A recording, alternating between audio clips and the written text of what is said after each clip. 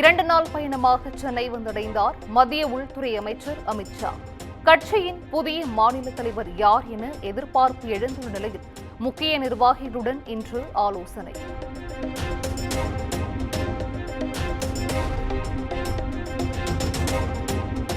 பாஜக மாநில தலைவர் பதவிக்கான தேர்தல் இன்று பிற்பகல் 2 மணி முதல் மாலை 4 மணி வரை விருப்பமனு தாக்கல் செய்ய மாநில பாஜக தலைமை அறிவுறுத்தல்.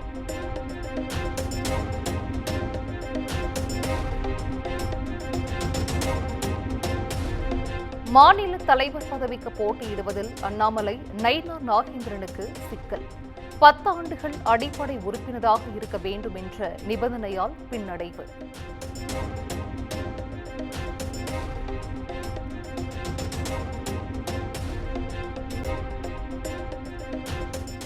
அதிமுக பாஜக கூட்டணி குறித்து இன்று அறிவிக்கப்பட வாய்ப்பு. உள்துறை அமைச்சர் அமித் ஷா சென்னையில் செய்தியாளர்களை சந்திக்க உள்ளதாகவும் தகவல்.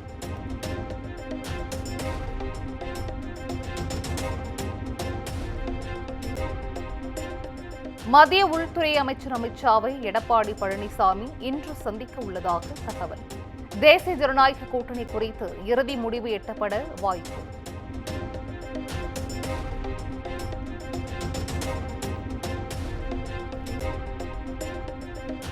அன்புமணியை பாமக தலைவர் பதவியிலிருந்து நீக்கியதை அடுத்து தைலாபுரம் தோட்டத்திற்கு படையெடுத்த பாமக நிர்வாகிகள் மகன் மீது கோபத்தில் இருக்கும் ராமதாஸை சமாதானப்படுத்த முயற்சி நடப்பதாக தகவல்.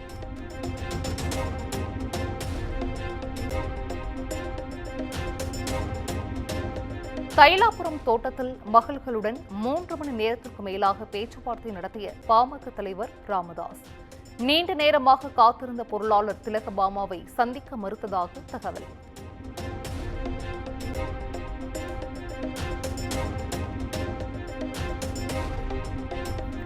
சென்னை பனையூரில் தாவேக தலைவர் விஜய் தலைமையில் இன்று மாவட்ட செயலாளர்கள் கூட்டம். பூத் கமிட்டி மாநாடு நடத்துவதற்கான ஏற்பாடுகள் தொடர்பாக கூட்டத்தில் விவாதிக்கப்பட இருப்பதாக தகவல்.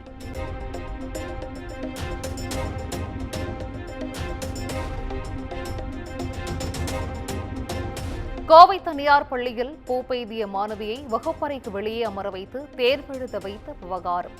பள்ளியின் தாளாளர், உதவி தாளாளர், அலுவலக உதவியாளர் உள்ளிட்டோர் மீது வன்கொடுமை தடுப்பு சட்டத்தின் கீழ் வழக்கு பதிவு.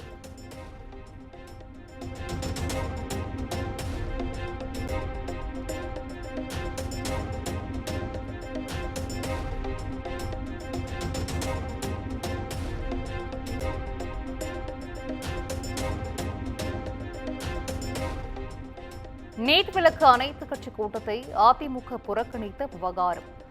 பாஜகவுக்கு எஜமான விசுவாசத்தை அதிமுக வெளிப்படுத்தியுள்ளதாக முதலமைச்சர் மு க ஸ்டாலின் சாடல்.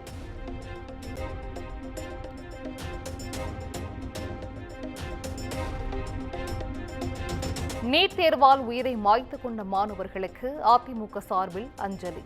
வரும் 19ஆம் தேதி மாநிலம் முழுவதும் மெழுகுவர்த்தி ஏந்தி அஞ்சலி செலுத்தப்படும் என எடப்பாடி பழனிசாமி அறிவிப்பு.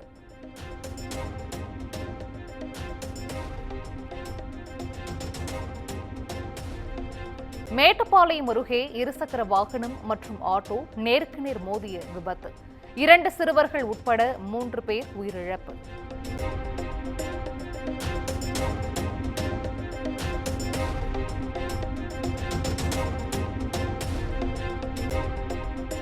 சேலம் மாவட்டம் வாழப்பாடி அருகே ஏரியில் மீன்பிடிக்கச் சென்ற சகோதரர்கள் நீரில் மூழ்கி உயிரிழப்பு.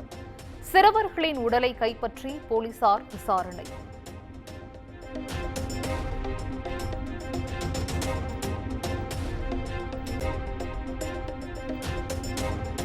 திருச்சி மலைக்கோட்டை தாயுமானவர் கோவில் தெப்போற்சவம் கோலாகலம்.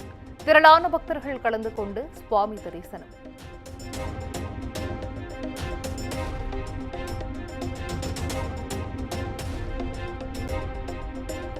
அமெரிக்காவிலிருந்து நாடு கடத்தப்பட்ட மும்பை தாக்குதல் குற்றவாளி தஹாவூர் ராணாவை டெல்லியில் என்ஐஏ கைது செய்தது. பயங்கரவாத தடுப்பு சட்டத்தின் கீழ் கைது செய்து நடவடிக்கை.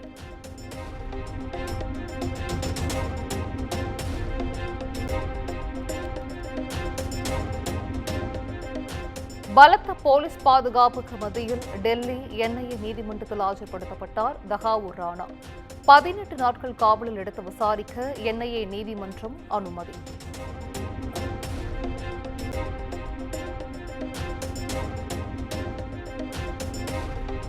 பீகாரில் பல்வேறு மாவட்டங்களில் புயல் மற்றும் மின்னல் காரணமாக 25 பேர் உயிரிழப்பு.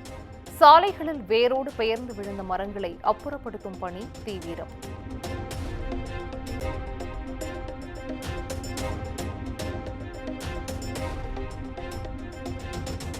குடியரசுத் தலைவர் திரௌபதி முர்முவுக்கு கௌரவ டாக்டர் பட்டம். ஸ்லோவேகியா பல்கலைக்கழகம் வழங்கி கௌரவிப்பு.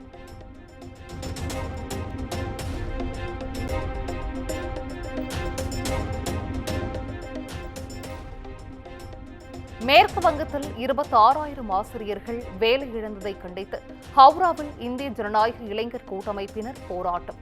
போலீசாருக்கும் போராட்டக்காரர்களுக்கும் இடையே தள்ளுமுள்ளு ஏற்பட்டதால் பரபரப்பு.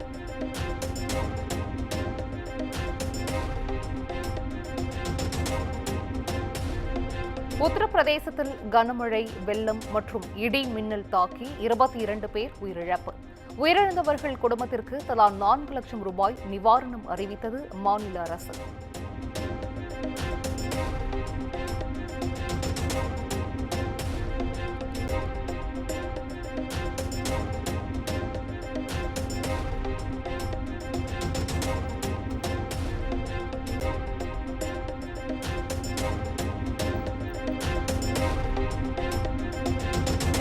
நியூயார்க்கில் ஹட்சன் ஆற்றில் ஹெலிகாப்டர் விழுந்து 6 பேர் உயிரிழப்பு. ஹெலிகாப்டர் விபத்துக்குள்ளாகும் காட்சிகள் வைரல்.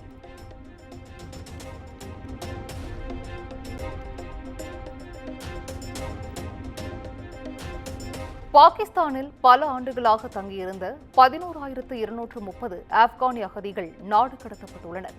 பாகிஸ்தான் வெளியுறவு அமைச்சர் தலால் சௌத்ரி தகவல்.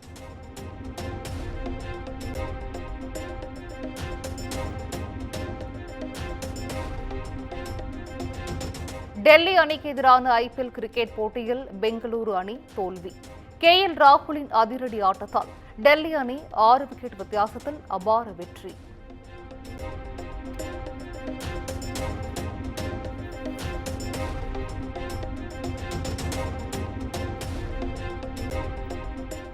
சேப்பாக்கத்தில் இன்று நடைபெறும் ஐபிஎல் கிரிக்கெட் போட்டியில் கொல்கத்தாவை எதிர்கொள்கிறது சென்னை அணி.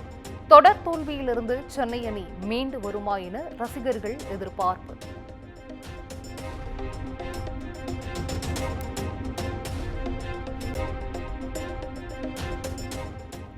முழங்கையில் ஏற்பட்ட காயம் காரணமாக ருதுராஜ் கெய்க்வாட் ஐபிஎல் தொடரிலிருந்து விலகல். எஞ்சிய போட்டிகளில் சிஎஸ்கே கேப்டனாக தோனி செயல்படுவார் என்றும் அணி நிர்வாகம் அறிவிப்பு.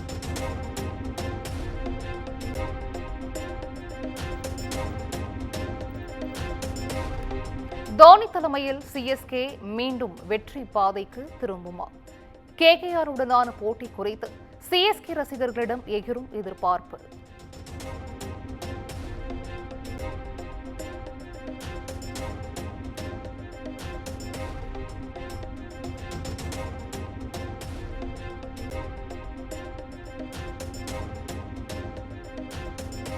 சீனாவில் நடைபெற்று வரும் ஆசிய பேட்மிண்டன் போட்டி 2வது சுற்றில் ஜப்பான் வீராங்கனை யமகுச்சியிடம் பி.வி. சிந்து அதிர்ச்சி தோல்வி.